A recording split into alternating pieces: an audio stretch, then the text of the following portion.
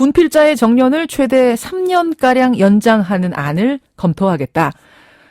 국가보훈처가 2013년 업무 계획으로 내놓은 사안입니다. 이 사실이 알려지자 역시나 갑론을박이 거센데요. 보훈처의 입장 듣고요. 또 우려하는 목소리까지 각각 들어보겠습니다.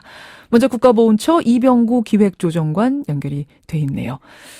이병구 조정관님 안녕하세요. 네, 안녕하십니까. 국가보훈처 2013년 업무 계획 핵심이 군필자 예우 문제라고요?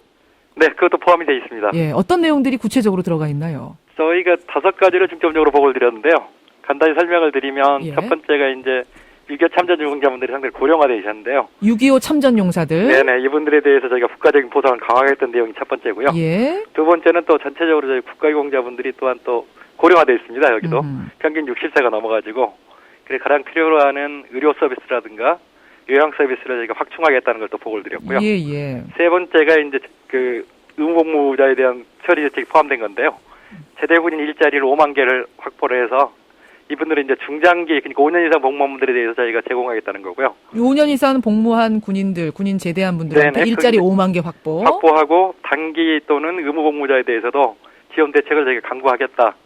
그런 게 지금 진행자께서 말씀하신 것이 들어간 내용이고요. 군필자 정년 네. 최대 3년 연장 네. 여기까지. 또 네 번째가 이제 금년도가 6.25 정전 60주년입니다. 53년도에 예. 정전협정이 체결됐기 때문에.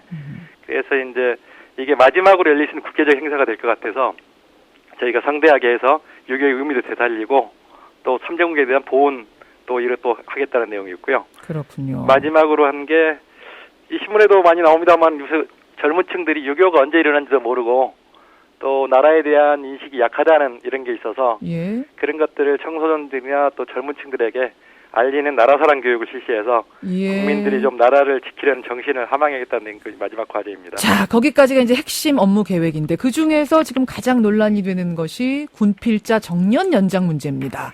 네.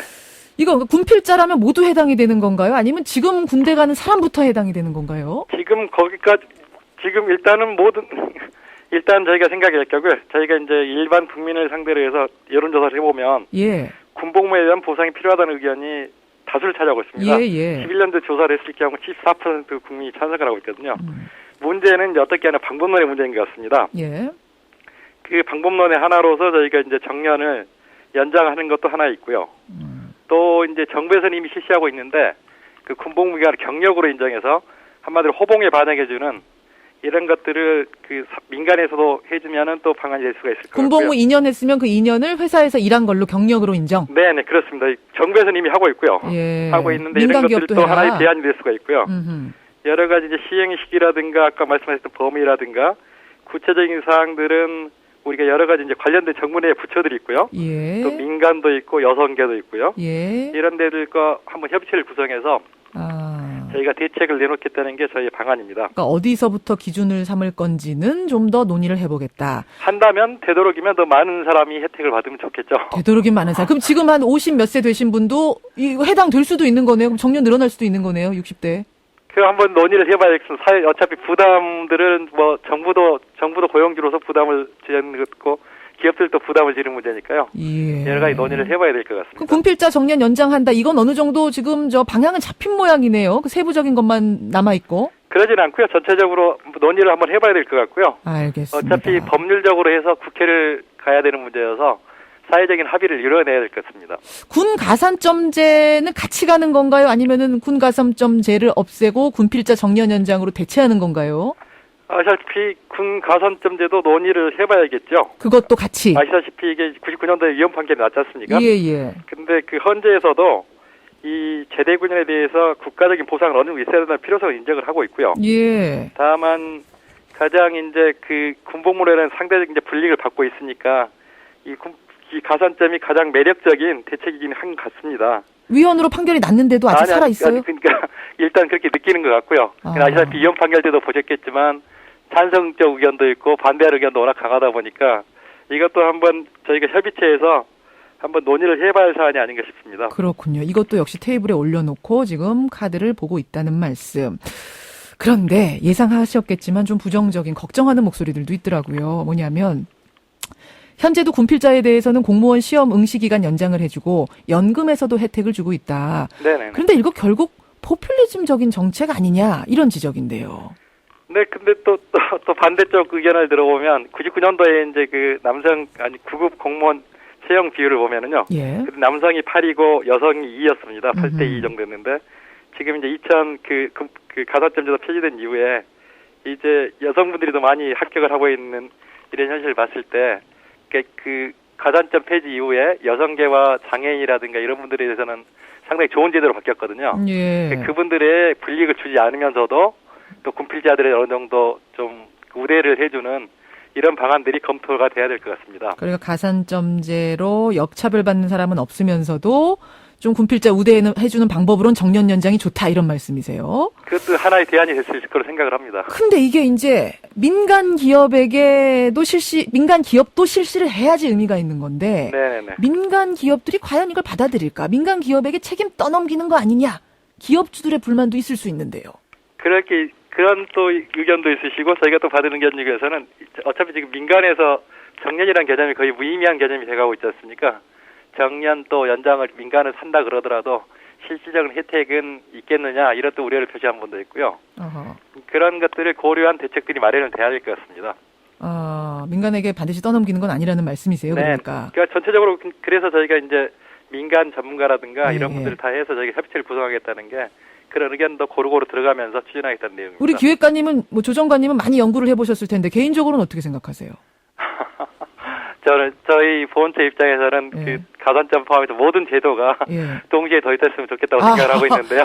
동시에 도입 가산점도 주고 정년도 연장하고 다 했으면 좋겠다. 개인적인 의견을 묻는다면 그렇습니다. 그런데 뭐 제 생각대로 되는 건 아니고 여러 관계되는 분들 의견도 드려야 되고 부담들 서로 나눠지는 것들 또 불이익 안 가게 하는 것들 이런 것들이 골고루 논의가 돼야 될 것 같습니다. 그렇겠죠. 이제 군대 가지 않는 사람들에 대한 역차별이라는 얘기가 사실은 이 문제 논의될 때마다 제일 많이 나오는 얘기입니다. 뭐 여성뿐만 아니라 남성들 중에서도 여러 가지 이유로 가고 싶어도 가지 못하는 분들도 있거든요. 몸이 불편해서라든지 뭐 여러 가지 이유로. 그런데 이렇게 정년 연장되면 청년 일자리는 또 그만큼 줄어드는 게 아니냐. 결국은 피해보는 사람들이 있다. 역차별이다. 어떻게 생각하세요? 그래서 일본에서도 지금 정년 연장하면서 그런 논의가 진행되고 있는 것 같습니다. 그런 것들을 논의를 해봐야 될 것 같고요. 저희가 이제 정부에서 이상적인 생각하는 방안은 다른 분들에게 불이익을 전혀 주지 않으면서 예. 또 우대를 느끼는 거, 그럼으로써 또 그 사회에서 서로 나라를 위해서 이제 군복무도 물론 그 하나의 수단이 될 수도 있고 예. 나라를 희생하는 데는 보상 반드시 있어야 되는 게 맞는 제대로 된 국가인 것 같고요. 대신에 그걸로 인해서 또 사회적인 뭐 파장이라든가 불이익이라든가 크다면은 또 그런 제도는 도입돼서는 안 되겠죠. 예. 다만 저희가 이제 추진하고자 하는 것들은 반드시 이제 국가에 대해 헌신한다 보상을 하면서도 다른 쪽의 불이익을 최소화하는 방안들 이런 거를 찾아가는 과정이라고 보시면 되겠습니다. 이제 조율해 가는 과정인데 네. 참 쉽지는 않은 문제예요. 피해도 안 주면서 혜택도 주는 이런 문제. 네. 아까 전에 제대 군인 일자리 5만 개 확보도 말씀하셨는데 이건 좀 구체적인 방법이 있습니까? 요거는 좀 미리 좀 오해가 있을까 봐 말씀을 드린 건데 저희가 예. 타겟으로 하는 계층은 이제 5년 이상 복무하거나 주로 이제 핵심적인 계층은 10년 이상 복무 장기 복무 제대군입니다. 예. 왜 이런 분들한테 국가가 지원을 해야 하냐 이런 문제가 오해를 하시는 분들 계시는데요. 저희가 이제 국가에서 이분들을 하는 이유는 이분들이 군생활 하다 보니까 사회로부터 격리가 돼 있지 않습니까? 예. 그리고 또 원하지 않는 시기에 그 계급 정리라는 게 사회에 나오게 되거든요. 아하. 그러면 나오시는 분 대부분이 30대, 40대입니다. 예. 그래서 이런 분들에 대해서 저희가 국가가 이제 고용적으로 책임질 뿐만 아니라 일부러 사회에 단절시켜놨기 때문에 거기 보상을 해주는 건데요. 지금 이제 지난 5년 동안 평균을 보면 군 관련직위가 저희가 한 2만 6천 경제를 확보하고 있어서 하고 있는데 앞으로 이제 제대하고 있는 군인들이 연 6천 명이 나오는데 이분들 제대로 취업을 지원하려면 약 5만 개가 필요해서 그래서 5만 개. 예. 그래서 이거 좀 17년까지 확보하려고 추진을 하도록 하겠습니다. 여기까지 일단 말씀을 듣죠. 고맙습니다. 네네. 예, 보훈처의 이병구 기획조정관을 먼저 만나봤고요. 이번에는 좀 우려하는 목소리도 있어서요. 어떤 얘기인가 들어보죠. 민주통합당 유승희 의원이 연결이 돼 있습니다. 마침 유승희 의원이 어제 심재철 의원의 국회 누드 검색에 대한 징계안도 제출을 해서요. 이 얘기까지 같이 가겠습니다. 유승희 의원님 나와 계세요. 예, 안녕하세요. 보훈처에서 기획하고 있는 군필자 우대 정책들 쭉 들으셨는데 어떻게 생각하세요? 예, 먼저 군 복무자에 대한 혜택은 반드시 필요하다고 보고요. 군필자 우대는 찬성한다? 그런데 이 혜택이 필요하고요. 예. 혜택과 가산점 제도는 완전히 다른 것입니다. 그리고 지금 의무 복무자가 불이익을 받지 않도록 지원 대책을 추진한다고 그랬는데 예. 이것은 저는 아랫돌 빼서 윗돌 빼는 굉장히 무책임하고 무사 안일한 발상이라고 생각을 하고요. 그리고 대한민국 최초의 여성 대통령에게 눈 가리고 아웅하는 그런 발상입니다. 좀 구체적으로 말씀을 해주셔야겠네요. 이것은 고스란히 여성하고 장애인에게 불이익을 떠넘기는 그런 대책인데요. 지금 군 가산점 제도는 1961년도에 도입되었다가 38년 만인 1999년도에 폐지가 되지 않았습니까? 그래서 이거는 근본적으로 군 가산점 제도는 여성과 장애인 등 뿐만이 아니라 군대를 못 가는 남성들에 대한 기회 균등, 그러니까 평등권이라든지 공무 단임권, 직업 선택의 자유를 침해한다고 이미 위헌 판결이 난 상황입니다. 위헌이 났죠. 네, 위헌 판결이 이미 난 상황인데 지금 또다시 해묵은 논쟁을 불러일으키는 지금 이 보훈처는 제가 이해가 되질 않습니다. 그리고 이 지금 내놓은 대책은요, 헌법 취지에 전면적으로 지금 배치가 됩니다. 군 가산점제는 이미 위헌 판결 났습니다만, 그렇죠. 정년 연장은 또 다른 문제인데 이것도 헌법에 위배된다고 보시는 거예요? 정년 연장의 문제는 그 군 복무자뿐만이 아니라 지금 전 국민에게 다 필요한 제도입니다, 지금. 아하. 그래서 이 군 가산점이라고 하는 거는 원래 차별받는 사람들, 그러니까 차별받는 성, 그 다음에 인종, 그 다음에 장애인을 위한 제도이거든요. 그런데 지금 그 보훈처의 이 우대 제도라고 하는 것은, 헌법적인 취지와 완전히 위배되는 그 굉장히 안일한 그런 제도를 내었기 때문에 차별적 요소가 너무나 많고, 그야말로 인구의 절반인 방대한 여성에게 이 차별적으로 작동하기 때문에 굉장히 불안한 그런 제도이고요. 이것은 해묵은 제도를 꺼내서 여성을 그야말로 위협하고 장애인을 불안하게 하고 국민을 불안하게 하고 그런 그 정말 국가의 한 부처가 내놓은 안이 되어서는 안 되고요. 이 부분은 보훈처 뒤에 숨어서 이런 제도를 내놓은 저는 행안부 장관 그리고 국방부 장관이 나서서 저는 국민들에게 이거 사과해야 될 문제라고까지 보신다. 그리고 이거는 인구의 절반이 여성일 뿐만이 아니라 모든 남성이 여성의 아버지고 오빠이고 남동생이고 시아버지가 되시지 않습니까? 물론이죠. 그리고 우리나라 대한민국 최초의 여성 대통령 시대를 열었는데요. 그리고 국민 행복 시대를 열겠다고 박근혜 대통령께서 말씀을 하셨습니다. 그런데 이런 제도를 내놓고 모든 국민들을 불안하게 하고 또 모든 국민들이 또다시 이 그 화합의 분위기가 아니라 서로 대결하는 그런 이 제도로 인해서 불이익을 받는 사람들이 광범위하게 존재하지 않습니까? 그러면 이거는 국민들을 굉장히 불안하게 하는 불안한 제도입니다. 그리고 유 의원님 잠시만요. 죄송합니다. 저 좀 정확하게 하고 갈 부분이 그러니까 군 가산점제를 다시 부활하는 것에 대해서만 반대하시는 거예요? 아니면은 정년 연장이라든지 뭐 제대 군인 일자리 5만 개 확보 이런 거 다 문제가 조금씩 있다라고 보시는 거예요? 저는 제대 군인 일자리 5만 개 만드는 거 필요하다고 보지만 제대 군인 뿐만이 아니라 이거는 전 국민적으로 일자리 부분은 굉장히 심각한 부분이고요. 지금 6.25 참전 용사라든지 4월 장병 용사라든지 이런 분들 지금 굉장히 열악한 상황에 놓여 있습니다. 그래서 전반적으로 국가를 위해서 희생하신 이 군 복무했던 분들을 위해서 전면적으로 이 복지 혜택을 늘리는 방안을 내놓아야 된다고 봅니다. 그것은 문제가 없다. 그럼요. 그래서 이거를 그런데 이 취지 자체는 기본적으로 이 군 가산점 제도를 부활하는 것으로 지금 되어 있습니다. 그러니까 정년 연장보다 지금 가산점제가 다시 부활될 것 같은 느낌이 오니까 그 부분에 대해서 지금 문제가 있다고 지적하시는 거군요. 지금 이게 핵심이 뭐냐면 군 복무 기간을 공무 수행 경력으로 인정하고 군 복무 기간만큼 정년을 연장한다는 거거든요. 그런데 군 복무 기간만큼 정년 연장하는 거 좋은데요. 이 정년 연장은 군 복무뿐만이 아니라 다른 모든 계층이나 다른 성에게도 이것은 그 혜택이 주어져야 되는 그런 전 국가적인 제도의 문제이기 때문에 이 부분은 이제 부분적으로 지금 이렇게 내놓을 안이 아니라는 거죠. 그리고 제가 조금 전에 말씀드렸듯이 지금 6.25 참정용사라든지 파월 장병이라든지 굉장히 열악한 상황에 놓여 계시거든요. 이런 분들에 대한 대책까지도 지금 보훈처가 같이 내놔야 합니다. 알겠습니다. 그러니까 혜택 주는 건 동의하나 불평등, 그러니까 누군가 역차별을 받는 구조로 가서는 안 된다. 이런 지적. 정년 연장도 뭐 군필자에게만 할 것이나 전 국민의 문제인데 왜 이 사람들에게만 혜택을 주느냐. 이런 차별적인 문제를 이분들에게만 지금 혜택을 주느냐가 아니라 이분들을 포함해서 다 같이 하자. 예, 지금 국민적인 차원에서의 이 알겠습니다. 정년 연장에 대한 부분은 심각하게 논의를 해야 될 부분이라는 점에서 그리고 예, 그렇습니다. 지금 뭐 이 문제가 확정은 된 게 아니니까요. 지금 청취자 문자도 많이 들어옵니다. 오늘 생각해보자는 자리니까요. 양쪽 네. 의견을 이렇게 듣는 것으로 하고 네. 제가 심재철 의원 얘기도 잠깐 묻고 가겠습니다. 네, 새누리당 심재철 최고위원이 본회의장에서 스마트폰으로 누드 검색하다가 구설수에 네. 올랐는데 이걸 그냥 넘기지 않고 징계안을 올리셨어요. 국회에다가. 네, 네. 그 정도 사안이라고 보신 건가요? 그렇죠. 지금 신재철 의원 같은 경우에는 공직자로서 그 공무 수행의 상징적 공간인 이 본청에 있는 대회의장이거든요. 예, 예. 그러면 전 국민에게 다 지금 노출되는 그런 장이라고 보고요.